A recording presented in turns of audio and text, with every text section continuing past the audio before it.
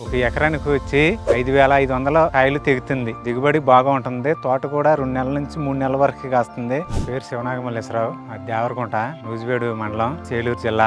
నేను 15 ఏళ్ళ మట్టి ఎక్సైజ్ చేస్తున్నాను. 2 సంవత్సరాల మట్టి శిఖరాన్ని ఇస్తున్నాను పెడుతున్నాను.